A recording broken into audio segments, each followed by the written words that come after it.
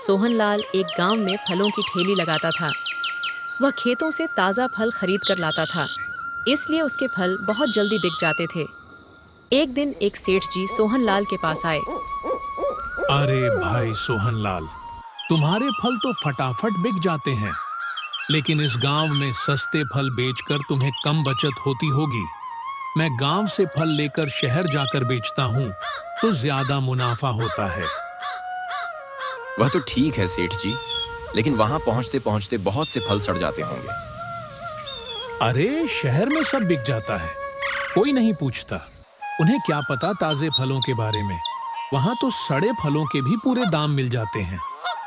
तू भी शहर में अपनी दुकान लगा ले। नहीं सेठ जी, मैं तो यहीं खुश हूं।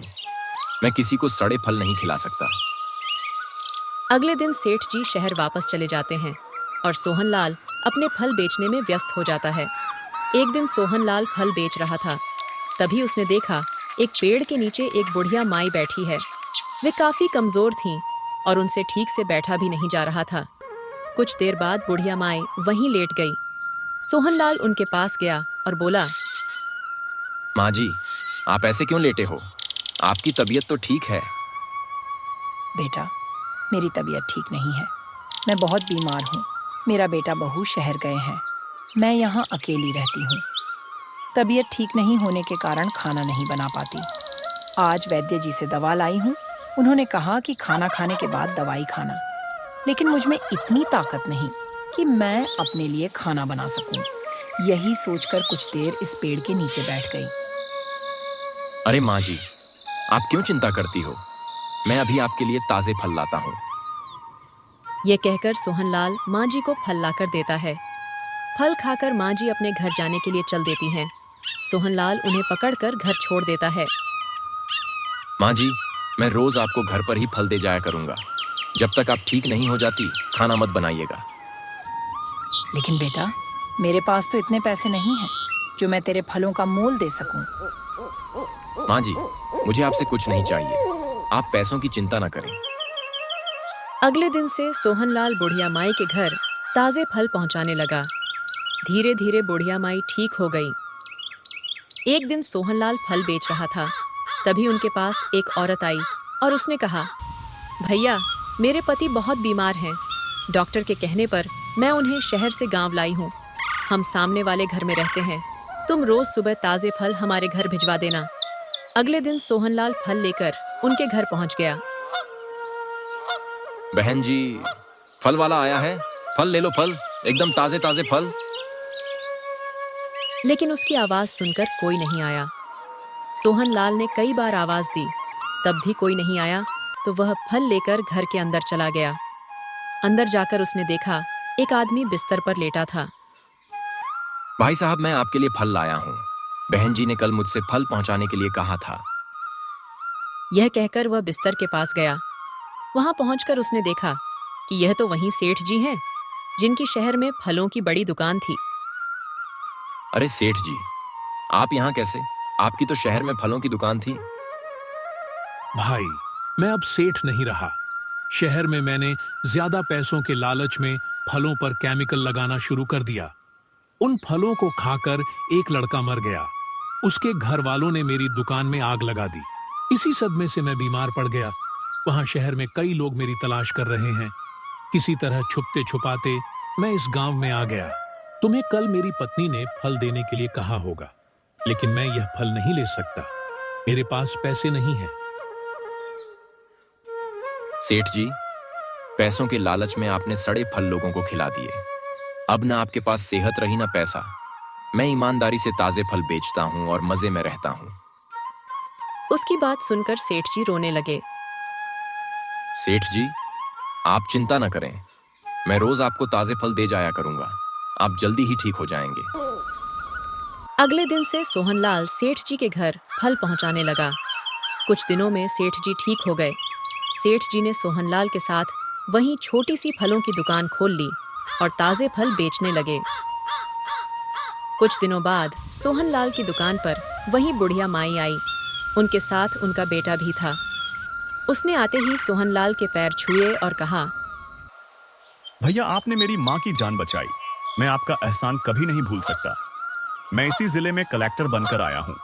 यदि आपको कोई भी परेशानी हो तो मुझे अवश्य बताइएगा। ये सुनकर सोहनलाल बहुत खुश हुआ। उसे विश्वास नहीं हो रहा था कि जिले का कलेक्टर उस जैसे मामूली आदमी के पैर छू रहा था।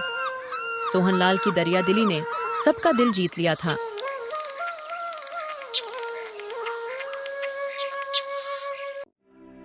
जब बबली स्कूल से वापस आई तभी उसकी मम्मी कंचन ने कहा, बबली सीधे ऊपर आ।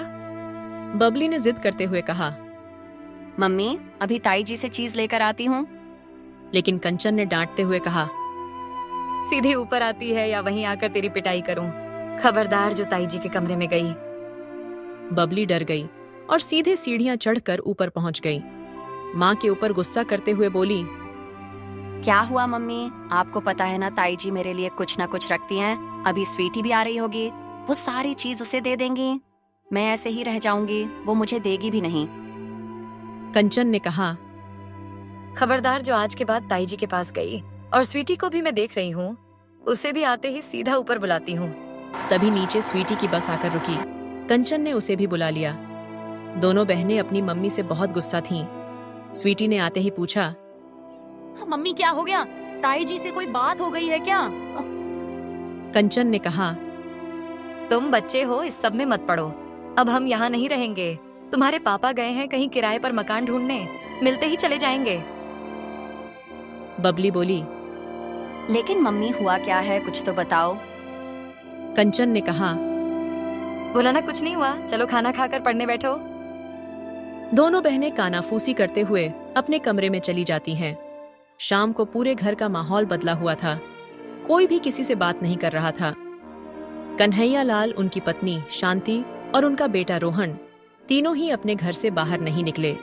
इधर कंचन और उनके पति रमेश भी बहुत कम बात कर रहे थे। दोनों परिवार एक ही घर में ऊपर नीचे रहते थे और शाम को आंगन में बैठकर बातें करते थे। लेकिन आज दोनों परिवार अपने अपने कमरों में कैद थे। बबली और स्वीटी को कुछ भी पता नहीं था कि क्या बात हुई है। अगले दिन सुबह कंचन ने दोनों बेटियों को जल्दी उठा दिया और सारा सामान पैक करके तैयार होकर बैठ गए। थोड़ी देर में गाड़ी आ गई जिसमें सारा सामान चढ़ा दिया। घर में बिल्कुल सन्नाटा छाया हुआ था। दोनों बेटियां ताऊजी और ताईजी को देखना चाह रही थीं, लेकिन वे दोनों अपने बेटे रोहन के साथ अपने कमरे में बंद थे। कुछ देर में रमेश, कंचन और दोनों बेटियों को लेकर वहां से जाने को ही थे कि तभी बबली और स्वीटी दोनों रोते हुए ताई जी के कमरे के दरवाजे को पीटने लगीं, लेकिन अंदर से कोई आवाज नहीं आई। कंचन दोनों को खींचते हुए ले गईं और गाड़ी में बिठा दिया। कुछ ही देर में गाड़ी अपनी नई मंजिल की ओर चल दी। सालों से जो परिवार एक साथ रह रहा था, अचानक सब बिखर गया। रमेश और कंचन एक किराए के मकान में चले गए। नए घर में पहुंचकर कंचन सामान सजाने लगीं। बबली और स्वीटी दोनों एक जगह बैठकर खामोशी से सब देख रही थीं। रमेश ने दोनों बेटियों को समझाते हुए कहा, बेटा, हमें भी कोई खुशी नहीं हो रही वहां से आते हुए, लेकिन तुम नहीं जानती उन्होंने हमारे साथ क्या किया। हमारी पुश्तैनी साड़ी की दुकान बीच बाजार में है। पिताजी के जाने के बाद से हम दोनों भाई वो दुकान चला रहे हैं। सारा हिसाब भाई साहब देखते थे, लेकिन अभी 10 दिन पहले उन्होंने मुझे बताए बगैर रोहन को नई दुकान खुलवा दी। उस दुकान में जो पैसा लगा वो हमारी दुकान से ही आया था। जब मैंने पूछा तो कहा उस नई दुकान पर केवल उनके बेटे का हक है। मेरे विरोध करने पर उन्होंने कहा कि तेरी तो लड़कियां हैं, तुझे क्या करना है, उनकी शादी का खर्च भी तो इसी दुकान से निकलेगा। इतनी बेईमानी सहकर मैंने मकान और दुकान में से अपना हिस्सा मांगा तो भाई साहब ने कहा, जैसे रह रहे हो रहते रहो, मैं कुछ नहीं दूंगा। इसलिए हम अलग होकर आ गए। मैं अब कपड़े की सप्लाई का काम करूंगा। यकीन नहीं होता कि बड़े भाई होकर सारे बिजनेस और मकान पर कब्जा करके बैठ गए। बबली और स्वीटी को ये बातें समझ नहीं आ रही थीं, लेकिन धीरे धीरे कंचन और रमेश ने उनके मन में ताऊजी और ताईजी के लिए नफरत भर दी थी। धीरे धीरे समय बीत रहा था। अब कभी कभी बाजार में या स्कूल से आते जाते रोहन या ताईजी दिख जाती थीं, तो दोनों बेटियां उनकी तरफ देखती भी नहीं थीं। इसी तरह 4 साल बीत गए। इस बीच दोनों परिवारों में कोई बात नहीं हुई। रमेश ने कपड़ों की सप्लाई का काम अच्छे से जमा लिया था। दोनों बेटियां भी अब बड़ी हो रही थीं। अपने कमाई से उन्होंने एक छोटा सा मकान भी खरीद लिया था। एक दिन रात के 2 बजे कन्हैया लाल के मोबाइल की घंटी बजी। सभी गहरी नींद में सो रहे थे। लंबी घंटी बजने के बाद बंद हो गई। कन्हैया लाल ने उठकर देखा तो यह रमेश का फोन था। उन्होंने शांति को जगाया। कुछ समझ पाते इससे पहले ही दोबारा फोन की घंटी बजने लगी। कन्हैया लाल ने फोन उठाया। दूसरी तरफ से स्वीटी की रोने की आवाज आ रही थी। ताऊ जी, पता नहीं पापा को क्या हो गया, अचानक बेहोश हो गए। बहुत डर लग रहा है, आप जल्दी से आ जाइए। कन्हैया लाल ने कहा। बेटी तू चिंता मत कर, मैं अभी आ रहा हूं। कन्हैया लाल शांति और रोहन को लेकर तुरंत रमेश के घर पहुंच गए। रास्ते में उन्होंने डॉक्टर को फोन कर दिया था। डॉक्टर ने पहुंचकर इंजेक्शन दिया, फिर बताया माइनर हार्ट अटैक है, हॉस्पिटल ले जाना होगा। कन्हैया लाल अपनी गाड़ी में रमेश और कंचन को लेकर हॉस्पिटल पहुंच गए। इधर शांति दोनों बेटियों को संभालने लगी। सही समय पर इलाज मिल जाने से खतरा टल गया। 2 दिन में रमेश ठीक हो गया। दोपहर के समय शांति दोनों बेटियों को लेकर हॉस्पिटल पहुंच गईं। स्वीटी पापा को देखकर रोने लगी। ताऊ जी, मुझे कुछ समझ नहीं आया, मैंने बस आपको फोन कर दिया। एक बार लगा आप बात नहीं करोगे, लेकिन आपने मेरे पापा को बचा लिया। कन्हैया लाल बोले। तेरा बाप बाद में है, पहले मेरा छोटा भाई है। दीदी, आज आप लोग ना होते तो न जाने क्या हो जाता। हमें माफ कर दीजिए। उसकी बात सुनकर रमेश भी बोल पड़ा। हाँ भैया, मुझे माफ कर दीजिए, मुझे आपको छोड़कर नहीं आना चाहिए था। तू बस आराम कर, बाकी सब भूल जा। कुछ नहीं हुआ हमारे बीच। तेरे जाने के बाद हमें भी बहुत पछतावा हुआ। गलती तो इंसान से ही होती है, इसलिए मैंने अपनी पुरानी दुकान तेरी दोनों बेटियों के नाम कर दी है। कागज घर पर रखे हैं, भिजवा दूंगा। रमेश बोला। नहीं भैया, मुझे कुछ नहीं चाहिए, बस वादा कीजिए अगर मुझे कुछ हो जाए तो मेरे परिवार का ध्यान रखना। खबरदार, जो ऐसा सोचा भी तो तू देवर है मेरा, पर मैंने रोहन में और तुझ में कभी फर्क नहीं समझा। रोहन को दुकान अलग इसलिए करवाई थी कि ये दुकान तुम्हें देकर हम तीर्थ पर चले जाएं। लेकिन तुमने तो कुछ और ही समझ लिया, या हम समझा नहीं पाए। सभी एक दूसरे से माफी मांग रहे थे। तभी रोहन बोला। क्या अब मेरी बहनें मुझे राखी बांधेंगी? 4 साल हो गए मेरी कलाई सूनी पड़ी है। यह सुनकर पूरा परिवार हंसने लगा। सब अपने पुराने मकान में वापस आ गए और नए मकान को किराए पर दे दिया और फिर से खुशी खुशी साथ में रहने लगे। एक समय की बात है, रोहित और उसकी माँ कमला को गांव छोड़कर शहर काम के सिलसिले में आना पड़ा। एक दिन रोहित अपने घर के बाहर खेल रहा था। उसकी माँ कमला आज काम पर नहीं गई थी। वह घर पर ही बिस्तर पर लेटी थी। रोहित कहाँ है बेटा? इधर आ। रोहित माँ की आवाज सुनकर दौड़कर माँ के पास आया। क्या हुआ माँ? बेटा जरा सा पानी दे दे पीने के लिए, और जाकर कुसुम चाची को बुला ला। रोहित ने माँ को पानी दिया और पानी देकर वह जल्दी से कुसुम चाची के घर पहुंच गया।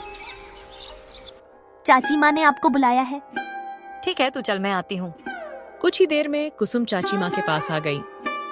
कमला, मैंने तुझे पहले ही कहा था, काम से छुट्टी लेकर पहले अपना इलाज करा ले, लेकिन तूने मेरी सुनी है कभी?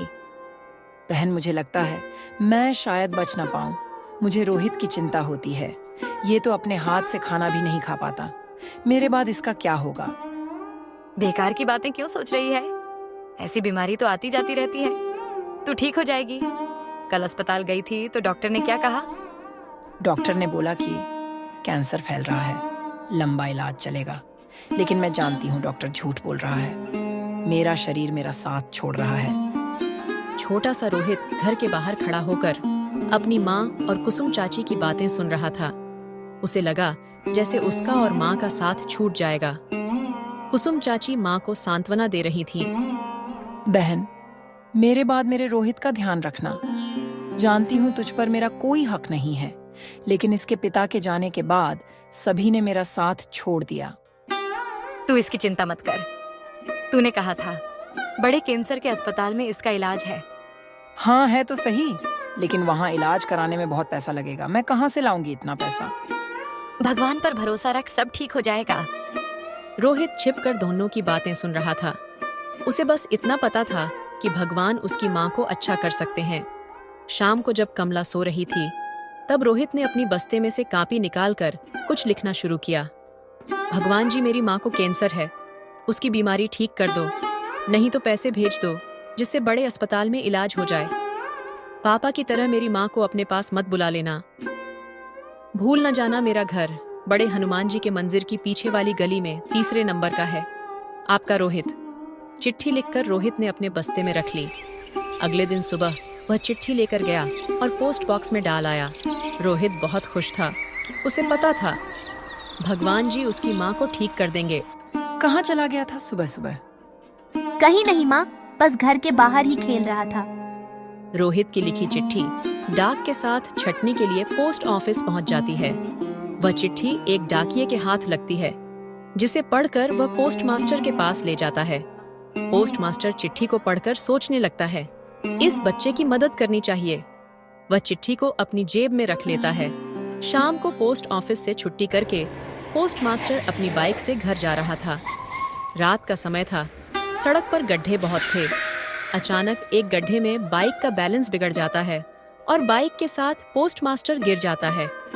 कुछ लोग दौड़कर उन्हें उठाते हैं। उनके पैर में काफी चोट आई थी। 2 लोग उन्हें एक ऑटो में बिठाकर अस्पताल ले जाते हैं। वहां तक जाते जाते वह बेहोश हो जाते हैं। अस्पताल के सबसे सीनियर डॉक्टर गिरधारी जी उस समय ड्यूटी पर थे। वे पोस्ट मास्टर के पैर पर प्लास्टर लगवाते हैं, उसे इंजेक्शन देते हैं। फिर वो नर्स से कहते हैं, इन्हें कौन लाया था? सर पता नहीं, कुछ लोग इन्हें यहाँ छोड़ गए, कह रहे थे बाइक से गिर गए थे। इनकी तलाशी लो, इनका नाम पता कुछ पता लगे तो बताओ। नर्स तलाशी लेती है। सर ये पर्स मिला है, इसमें इनका आई कार्ड है। ये किसी पोस्ट ऑफिस में पोस्ट मास्टर हैं और साथ ही एक चिट्ठी मिली है। ऐसा करो, आई कार्ड पर जो पता लिखा है उस पर किसी को भेजकर खबर कर दो। उसके बाद गिरधारी जी वह चिट्ठी पढ़ने लगते हैं। अगले दिन गिरधारी जी पोस्ट मास्टर को देखने आते हैं। तब तक उनके घर वाले भी आ चुके होते हैं। अब आप कैसे हैं? ठीक हूँ डॉक्टर साहब। ये प्लास्टर कब उतरेगा? जल्द ही उतर जाएगा। हड्डी में फ्रैक्चर नहीं है, हल्का सा क्रैक है।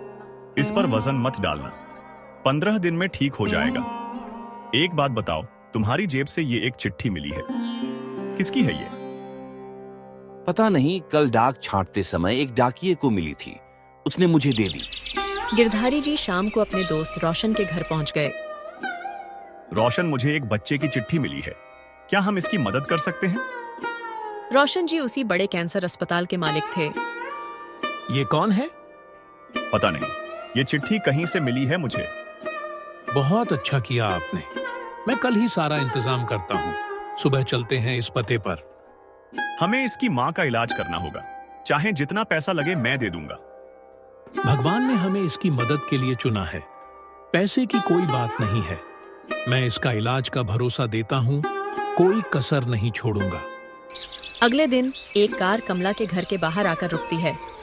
गली में बच्चे खेल रहे थे। बेटा, रोहित का घर कौन सा है? बच्चा इशारे से घर बता देता है।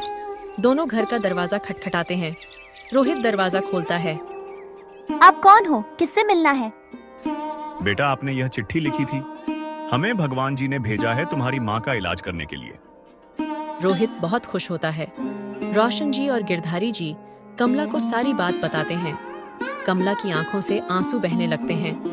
वह कुसुम को बुलाकर रोहित को उसके पास छोड़कर उनके साथ अस्पताल के लिए निकल जाती है। कमला का कैंसर अस्पताल में अच्छे से इलाज होता है। 3 महीने बाद उसकी सारी रिपोर्ट नॉर्मल आ जाती है। उसे अस्पताल से छुट्टी मिल जाती है। आज कमला घर आ जाती है। आपको भगवान जी ने ठीक करके भेज दिया। वहाँ पापा मिले थे क्या?